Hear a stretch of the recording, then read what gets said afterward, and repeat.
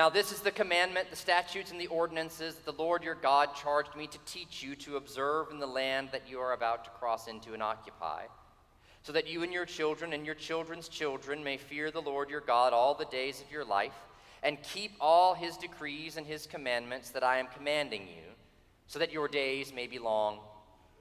Hear, therefore, O Israel, and observe them diligently, so that it may go well with you, and so that you may multiply greatly in a land flowing with milk and honey, as the Lord, the God of your ancestors, has promised you.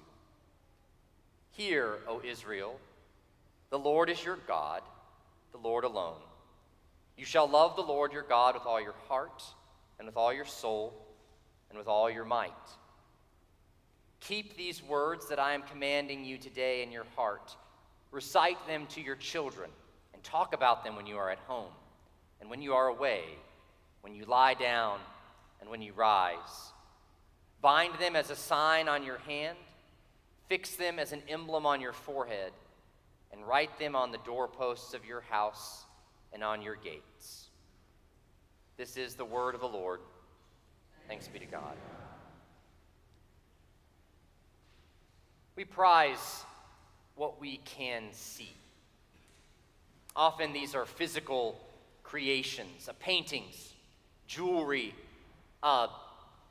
new doors, new gutters, repaved streets, number of homes constructed. And if we don't have some physical creation to show worth, we need data to prove that our time can show its value. So we measure SOL results, or the number of patients or clients seen, the sales goal being met, the amount of money made for the company. It's all related to the visual, the data, some way to show that we matter. And if we don't have those markers that we can use, then we usually try to acquire something that visually displays our worth, our car, our clothes, our Instagrammable vacation photos. It's all this visual image. Well, Rabbi Jonathan Sacks says that this emphasis in Western culture on the visual is inherited from the Greek culture of antiquity and has come down to us through the centuries. The Greeks were masters of the visual arts: architecture, painting, sculpture, theater. Now, they had no concept of social media platforms or cable television or moving pictures or artificial intelligence, but they gave us this culture focused on the visual, on what we can see, and the value being in what can be seen. There's lots of studies today about this shift in our culture to being even more visual than we've ever been before. The studies on the decreasing amount of attention span we have, our eye movement, all of this that shows we're becoming more of a visual culture than ever. We look at our laptops, we look at our smartphones, we type messages that we then send to another person to look at and read. We even now record our own face when we make a video message for a friend and send it to them, so that they don't just receive our words to hear, but they can see our facial expressions also. It's all a visual culture. Well, the counterculture to this Greek influence of antiquity at that time, Rabbi Sacks says, is the Jews. He writes, God, the sole object of worship, is invisible. He transcends nature. He created the universe and is therefore beyond the universe. He cannot be seen. He reveals himself only in speech. Therefore, the supreme religious act in Judaism is to listen. Ancient Greece was a culture of the eye, ancient Israel a culture of the ear. The Greeks worshiped what they saw, Israel worshiped what they heard. Shema is the word. Hear, hear, O Israel. We just read it in Deuteronomy this morning. Before we can love the Lord our God with all our heart and all our soul and all our might, we first have to hear God. We first have to listen. We must hear God before we can love God. So important is this concept of Shema to the Jewish people that the word itself is really untranslatable into English. It means to pay special attention to hear, to understand, to give one's heart to obey.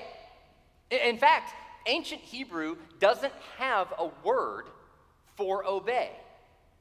The verb is actually a form of the word to hear. To hear God is to obey God. And so to disobey or to be distant from God, in contrast, is a sign that we are no longer listening, no longer hearing. By the standards of Deuteronomy, then, to listen is to love. And listening to God categorically leads us to love. Think about your own life for a minute. Has anyone ever tried to love you without listening to you? What was the result of that love? Gifts that reflected their interests but not yours? Activities that they were happy to create and that you were happy to tag along with if you liked? An inability to understand your story or where you come from, the family or the place of your origin, so that the relationship always feels surface level, transitory, temporary. To try and love without listening is an act of narcissistic self-expression. It's just a performance, taking us back to this Greek visual culture that shapes Western civilization. Now consider a time when someone really listened, when you felt heard. Someone sat attentively with you and heard about your work, your relationship with your mother, what was going on with your children, or the trip that you had coming up. They sat and looked you in the eye and heard what you had to say, asked follow-up and clarifying questions, offered words of affirmation, responded with surprise, a gasp, a laugh. And then how did it feel 2 weeks later when that same person came up to you and said, "So, how was the work trip? Was your coworker as bad as you expected?" Or, "How was your daughter's birthday? Did you find the gift you said you were looking for?" In that moment, you know that to someone else you matter. You have been heard, and that person responded with care and concern. I bet that's worth more than any fancy dinner or bouquet of flowers or magnificent vista. A person who listens and cares. It becomes love. To listen is to love. Does that make sense? You can't really be loving if you're not listening to someone. And you can't really listen to someone without performing love. Now, that's different than feeling affection for the person you listen to. But to listen well is to perform an act of love.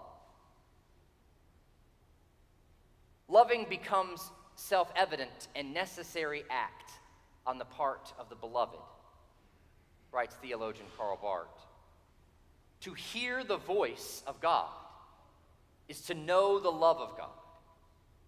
And to know the love of God draws from us, without our own will or assent, love towards the one who loves us. As Christians, we say that this love that draws love from us comes fully before us in the person of Jesus, who is himself the confluence of this Greek visual identity and this Jewish oral hearing identity.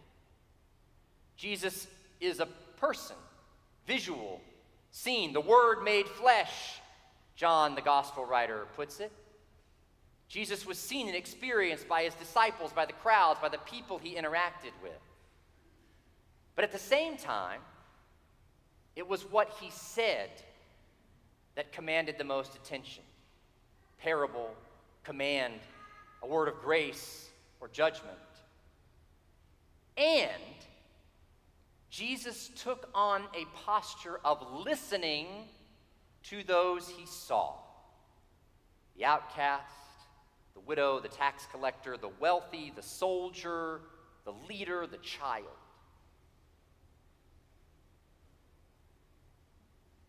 He is both the one we are to hear, and he is the one who hears. So Jesus in his ministry is confronted by the religious leaders of his day, and they ask him, what is the greatest commandment? What do we need to hear most clearly from God? And Jesus responds by bringing together the new version of the law, Deuteronomy, and the original version of the law, Leviticus. He quotes from part of what we read today in Deuteronomy. You shall love the Lord your God with all your heart and with all your soul and with all your might. And then he quotes from Leviticus. Love your neighbor as yourself. Jesus is saying that to attend to your neighbor is to hear God. To hear God is to attend to your neighbor. We listen to the ones we see. So today we celebrate a new season of listening within the congregation of our church. We've been going at sort of a circuitous route to get us to this day over the last several months. And elders and deacons and members have been trained and equipped to have a conversation, to listen to every person who is part of our community of faith in one way or another. These listeners are going to be commissioned soon to their holy task, Shema, hear, O Israel. We're calling these centennial conversations, an opportunity to listen to one another as we begin our second century as the Raleigh Court Presbyterian Church.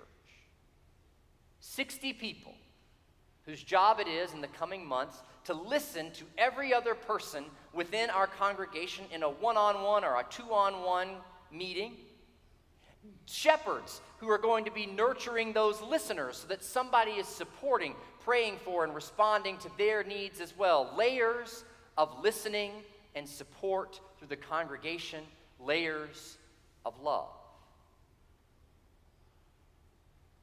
Now, I confess there's been some questions about what exactly is this going to be. There's even some anxieties out there in some folks about this kind of a process. Questions like, now, what's going to be the result of this listening? After we interview every person and record the data and put it into this spreadsheet, what are we going to do? What are we going to see as a result of this?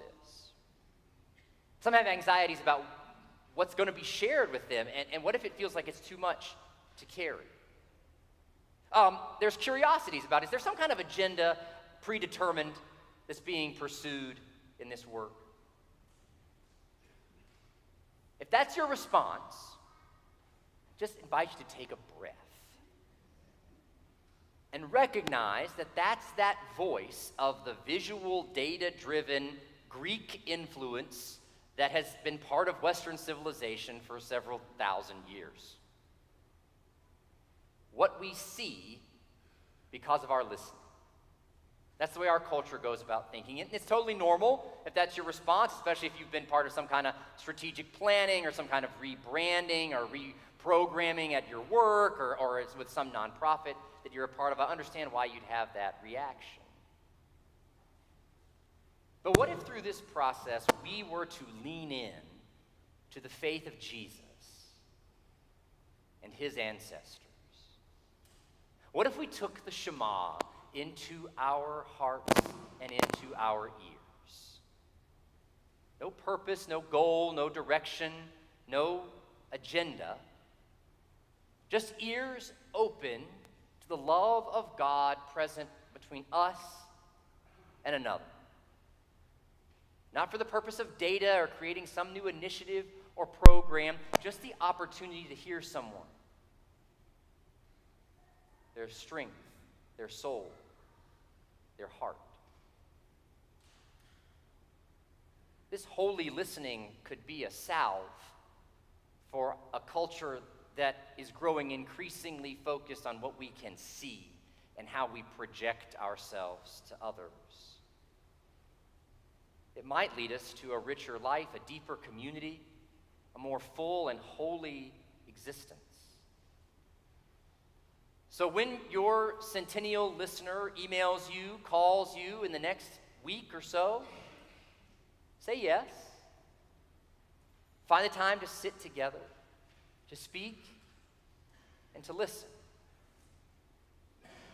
And then to learn a little more deeply what it means to love.